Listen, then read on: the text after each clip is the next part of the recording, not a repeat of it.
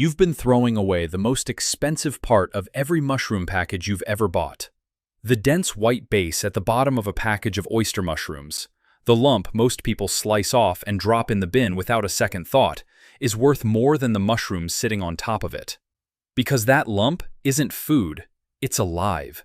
It's the actual organism. And with one piece of cardboard and a handful of yesterday's coffee grounds, that lump will regenerate into an entirely new harvest of fresh oyster mushrooms on a kitchen shelf in less than 3 weeks, for $0 in 0 square feet with 0 soil. Most people will spend the next 10 years walking past the mushroom section of the supermarket, picking up a $4 package every week, eating 2/3 of it, and throwing the most valuable third in the trash. A single package, regrown the way I'm about to show you, gives you a continuous supply of fresh oyster mushrooms from a closet shelf for the rest of the year. The math is genuinely uncomfortable once you see it. The grocery industry isn't going to put a sticker on the package telling you, and to be fair, why would they? What I want to walk you through today is one of the most overlooked food projects in small space growing, turning a recycled cardboard box and a few used coffee grounds into a working oyster mushroom system that fits on a kitchen counter, a balcony shelf, or the floor of an apartment closet. Everything in this video is based on mainstream mycology and the same biology that commercial mushroom farms use, scaled down to the simplest household setup possible. I'm not going to use a single ingredient you can't find in a recycling bin or a coffee pot. The total cost of the project is whatever you paid for the original package of mushrooms, which you were going to eat anyway. Stick with me to the end, because the last few minutes cover the one technique that turns a stalled mushroom block into a productive one, a kind of biological trigger that mimics what happens to wild oyster mushrooms when autumn weather hits. Most beginner guides skip it entirely, and that single missing step is the difference between a setup that grows endless white fluff but never fruits, and one that produces flush after flush of fresh edible mushrooms on schedule. But first, let me clear up something fundamental about what a mushroom actually is. Because once you see this clearly, everything else in this video makes immediate sense. The white or gray mushrooms you buy at the store, the visible part with the cap and stem, are not the whole organism. They're more like apples on a tree. The real mushroom, the part that's alive and growing all year, is a vast network of fine white threads called mycelium that lives inside whatever the mushroom feeds on. In the wild, that's typically a fallen log or a layer of decomposing wood on the forest floor. The mushrooms you see and eat are the fruiting bodies, the reproductive structures the mycelium pushes out when conditions tell it to reproduce. The mycelium itself is roughly 95% of the organism by mass. The mushroom you bring home from the store is the remaining 5%. This is the part almost nobody realizes. When you slice the base off a clump of oyster mushrooms, you aren't throwing away dead tissue. You're throwing away living mycelium, the actual organism that's been temporarily dormant since the moment it was harvested at the farm. Give that mycelium the right food, the right moisture, and the right temperature, and it wakes up and starts growing again, exactly the way it would have grown if it had never been cut. The base is already most of the way to being a new harvest. All you have to do is give it somewhere to feed. The next question is what to feed it. Oyster mushrooms in the wild eat wood. They specialize in decomposing fallen branches, dead trees, and the organic litter on a forest floor, breaking down the cellulose in wood fiber and converting it into mushroom tissue. To regrow them at home, you need to recreate that food source. And this is where the recycled cardboard comes in. Plain brown corrugated cardboard, the kind that any online order arrives in, is made of pressed wood pulp. It's essentially cellulose pressed into a flat, easy-to-handle form. To an oyster mushroom, a piece of plain brown cardboard is the same thing as a fallen log. It is exactly the food the organism evolved to digest. One critical detail before we go further.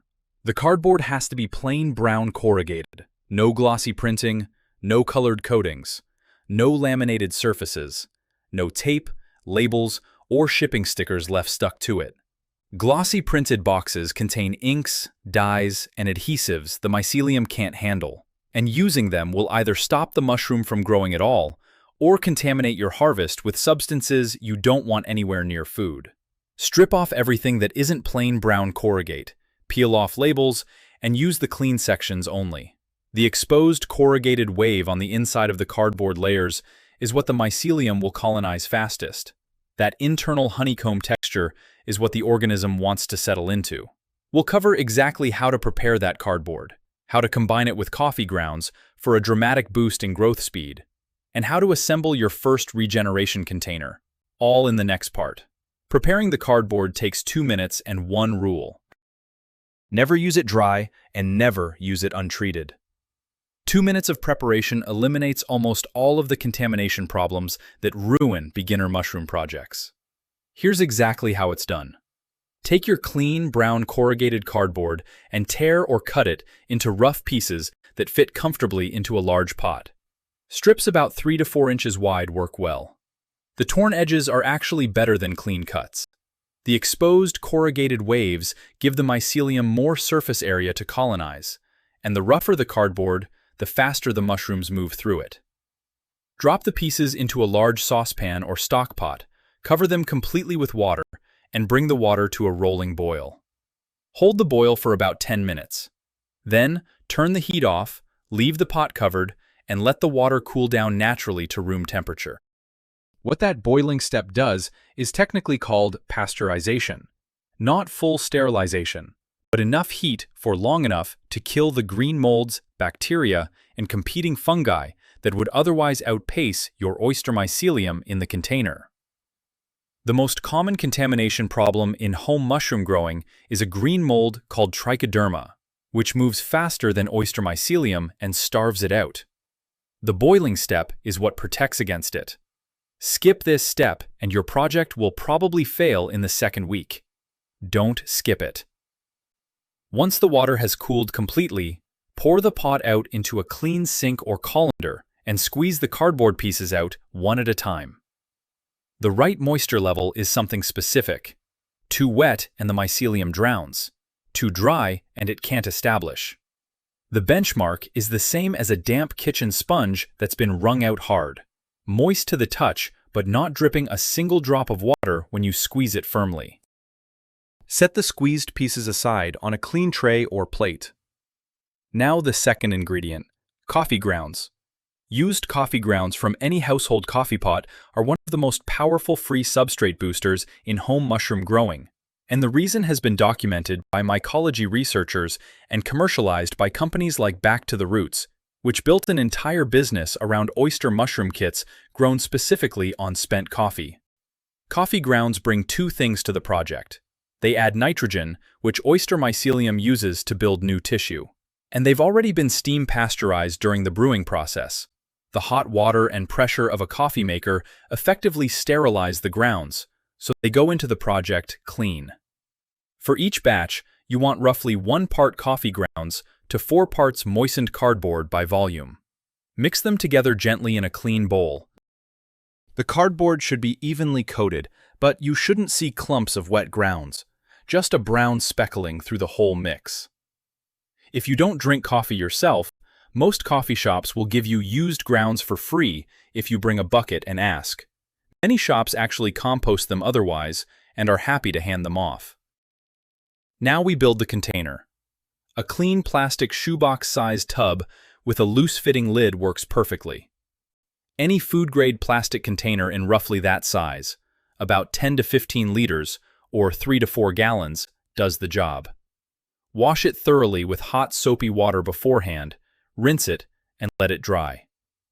Drill or punch 6 to 8 small ventilation holes around the sides of the container, near the top, each about the diameter of a pencil. The holes let air circulate without letting the substrate dry out too fast. Now the layering, and this is where the project starts looking like something. The technique is essentially lasagna for mushrooms. Lay down a flat bed of the cardboard and coffee mix across the bottom of the container, about 1.5 inches deep, pressing it down firmly but not packing it. On top of that first layer, place your oyster mushroom bases. Don't separate the stems. Leave the dense white cluster intact, exactly as it came off the package. Press the bases gently into the cardboard layer so they make solid contact. Then cover them with another 1.5 inches of the cardboard coffee mix, pressing it lightly over the bases until they're fully buried. A standard shoebox container will hold the bases from one full package of grocery store oyster mushrooms with room to spare. If you have more than one package's worth of bases, just use a larger container and layer accordingly.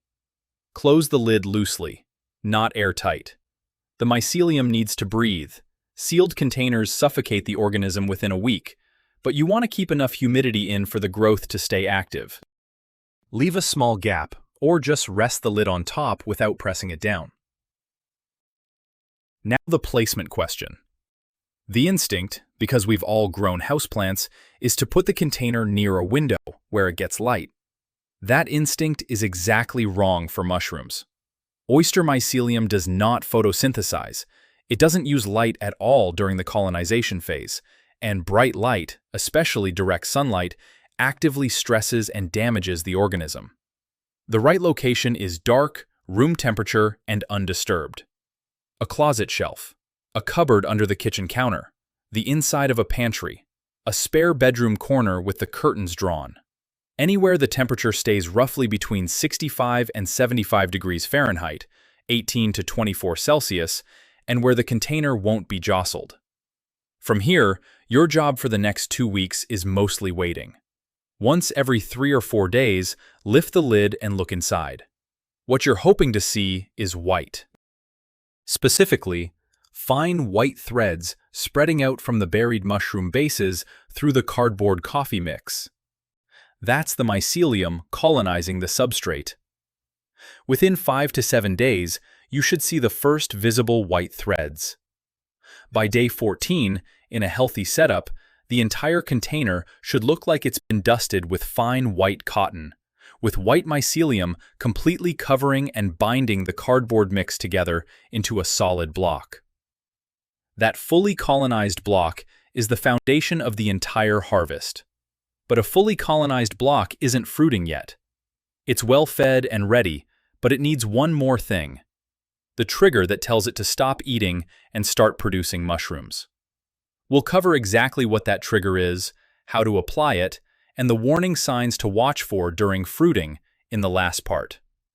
The trigger is a sudden change in temperature.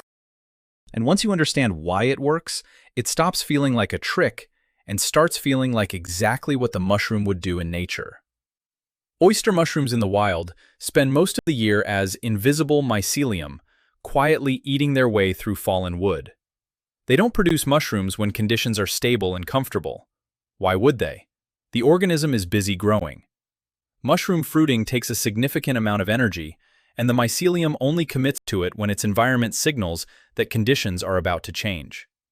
The signal that triggers fruiting most reliably in nature is the first cold snap of autumn.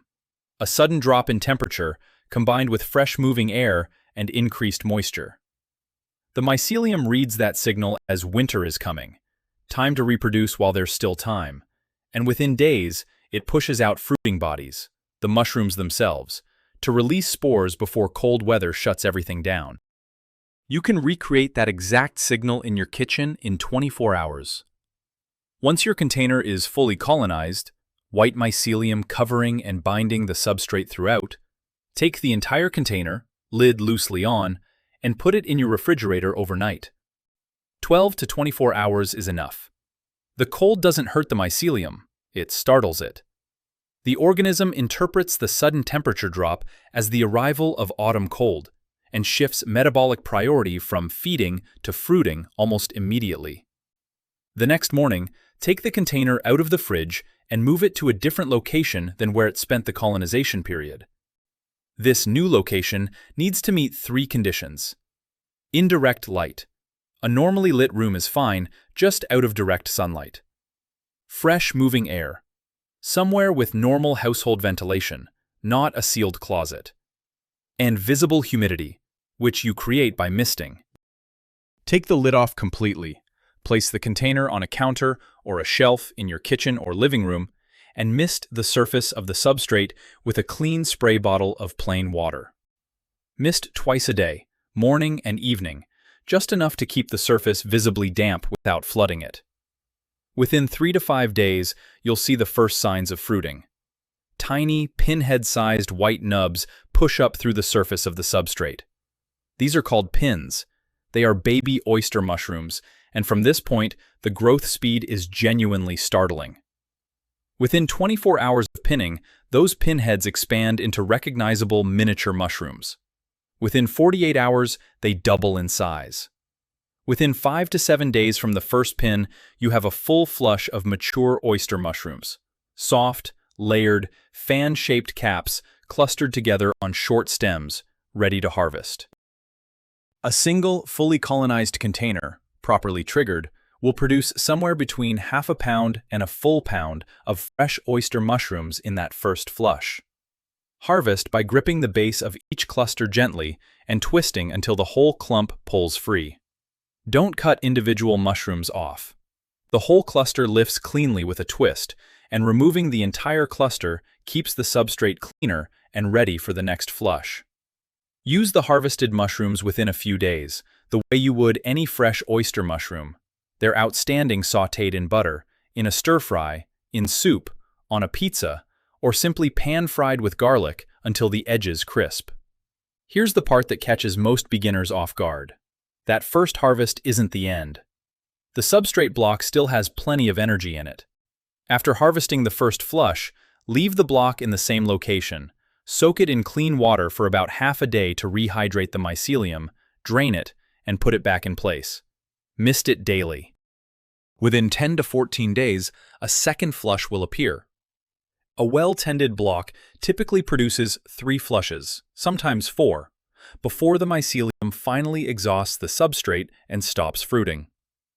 Each successive flush is usually smaller than the one before, but the total harvest across all flushes from a single $8 package of grocery store mushrooms can easily be 2 to 3 pounds of fresh edible mushrooms, meaning the original package effectively paid for itself 5 or 6 times over. One warning sign worth flagging clearly. While the white mycelium spreading through your container is exactly what you want to see, occasionally a different mold appears. Green, powdery, sometimes spreading in patches across the surface. That's the green mold I mentioned earlier, Trichoderma, and it's the most common contamination problem in home mushroom growing. If you catch it early, small, isolated patches, scoop those patches out with a clean spoon, taking the affected substrate plus a margin of healthy mycelium around it, and dispose of it well away from the container. The remaining mycelium will usually recover. If the green mold has spread across more than half the container, the project is contaminated, and the safest move is to throw the whole thing in the compost bin and start over. Don't try to salvage heavily contaminated substrate, and don't eat mushrooms from a container with significant mold contamination. Start fresh with a new package. You've lost a few weeks, not your whole operation. When the block finally stops producing, don't throw it away. Break it up, crumble it into your garden soil or container plantings, and the residual mycelium becomes one of the best soil amendments you can apply.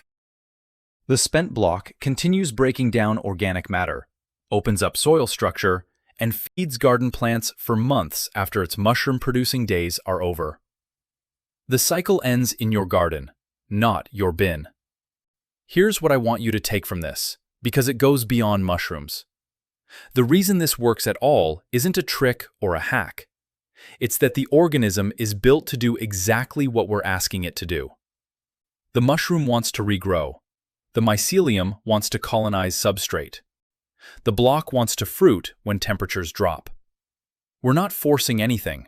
We're just stopping the long-standing practice of throwing the most active part of the organism into the trash and letting it finish the job it was already trying to start. The same shift applies to every other piece of food waste in your kitchen with regenerative potential. Celery bases, green onion roots, lettuce hearts, herb cuttings, garlic cloves. The food industry has trained us to throw away the living portion of what we buy. Once you stop, you have a slow, quiet, second harvest running on a shelf with no extra inputs. If something here made you stop and think, I've been throwing away the most valuable part of every mushroom package I've ever bought, drop the word grow in the comments below. It tells me which of you are setting one of these up this weekend, and it helps the video reach other people who've been quietly paying the grocery store every week for an organism they could be regrowing in a closet. Hit the like button while you're at it. Tell me in the comments which oyster mushroom variety your local supermarket carries: pearl, blue, golden, pink, and how many flushes you end up getting from your first block. I read every one, and I'll see you in the next one.